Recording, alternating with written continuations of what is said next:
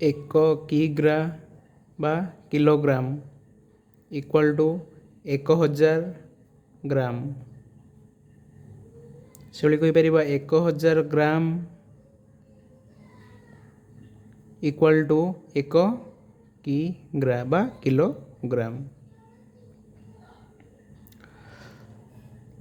1 gram equal to 1000 milligram. ସେଭଳି କହିପାରିବା 1000 milligram equal to 1 gram. 1 ton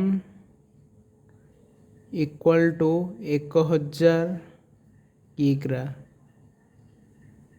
ବା କିଲୋଗ୍ରାମ। ସେପରି କହିପାରିବା 1 କ୍ୱିଣ୍ଟାଲ